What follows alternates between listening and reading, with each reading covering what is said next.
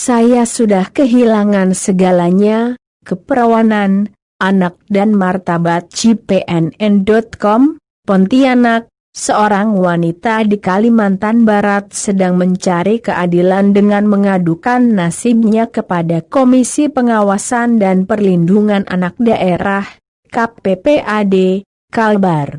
Wanita ini menjadi korban persetubuhan sejak usia 15 tahun pada 2016. Hingga saat ini terduga pelaku tidak kunjung ditangkap.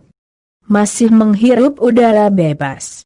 Terduga persetubuhan itu adalah oknum kepala desa. Korban sampai hamil dan melahirkan bayi. Namun bayi tersebut meninggal pada hari kedua setelah dilahirkan. Korban mengadukan nasibnya kepada KPPAD Kalimantan Barat, 13 Desember lalu. Dia menceritakan, telah disetubui sejak 2016 lalu oleh oknum kepala desa. Saat itu usianya masih 15 tahun 9 bulan. Tindakan persetubuhan itu terjadi di kebun karet belakang rumah.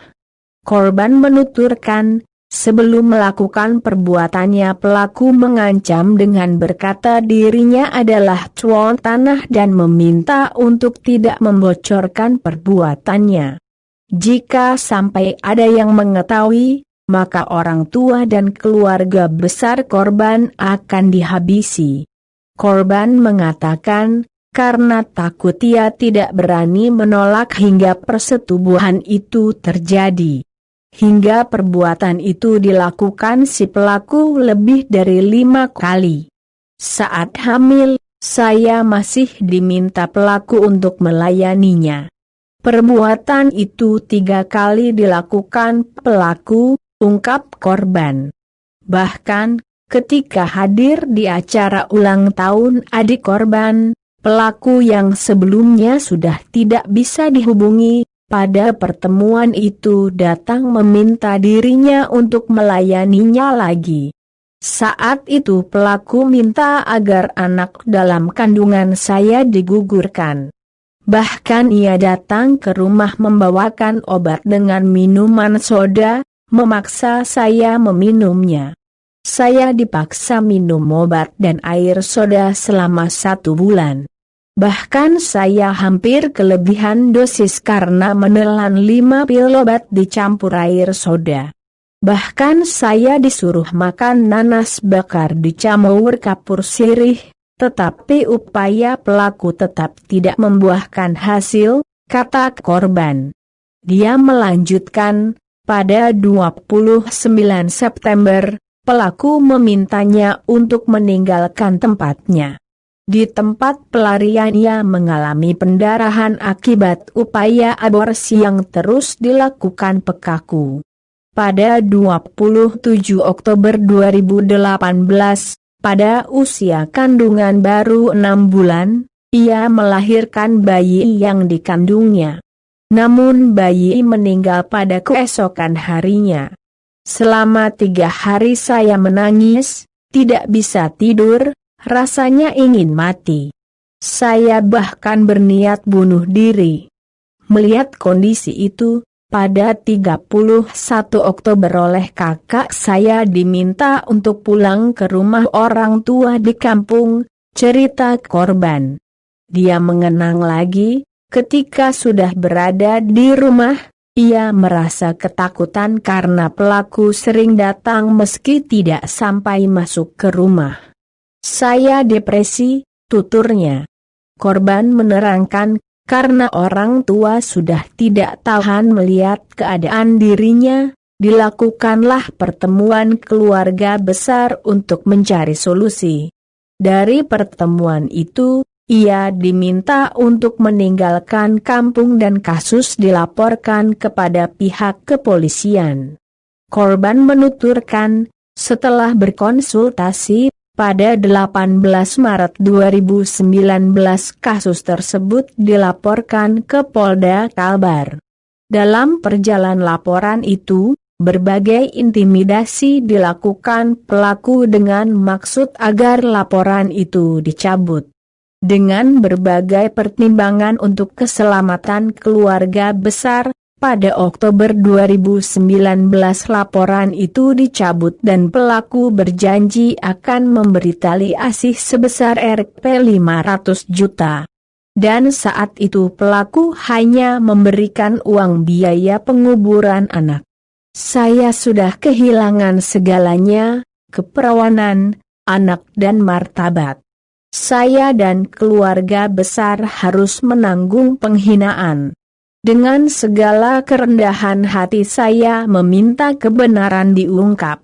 2 tahun 6 bulan, saya dijadikan budak SS oleh oknum kepala desa, tutur korban.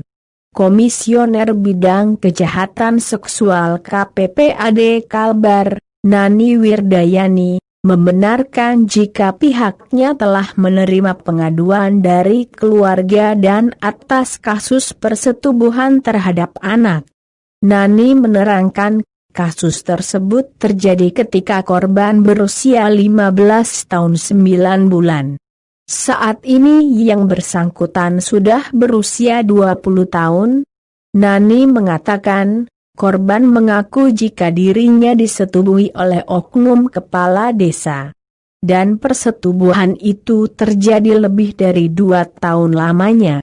Pengaduan ini akan kami dalami dan akan dikoordinasikan dengan Polda Kalbar, kata Nani. Dia menerangkan, korban dan keluarganya merasa diintimidasi. Lalu setelah berkonsultasi dengan keluarga besar kasus itu pun dilaporkan ke Polda Kalbar pada Maret 2020 lalu.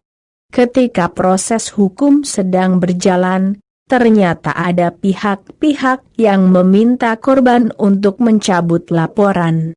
Dengan kondisi tertekan, korban mencabut laporan, ungkap Nani. Dia menambahkan, ada tawar-menawar antara pelaku dan korban, tetapi sampai saat ini korban belum menerima apa yang dijanjikan. Korban mengatakan pelaku ada mengirim uang, tetapi nilainya 1/4 dari yang dijanjikan, ungkapnya. Nani menegaskan, sesuai dengan Undang-Undang Perlindungan Anak tidak ada kata damai pada kasus persetubuhan terhadap anak. Harusnya pihak kepolisian tetap melanjutkan proses hukum. Nani menyatakan, menanggapi pengaduan korban, maka pihaknya telah mengambil langkah perlindungan, yakni memberikan perlindungan khusus kepada korban dan akan berkoordinasi dengan kepolisian.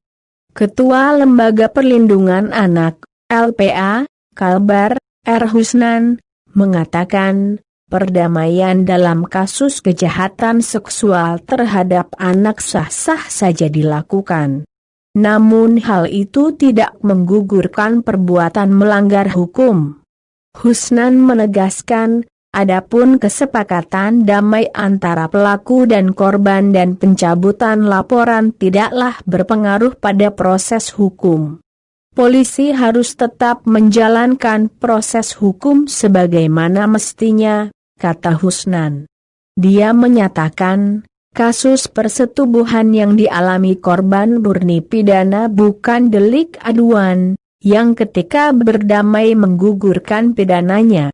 Kesepakatan damai itu bukti bahwa ada pihak-pihak yang ingin mengaburkan kasus ini, tegas Husnan.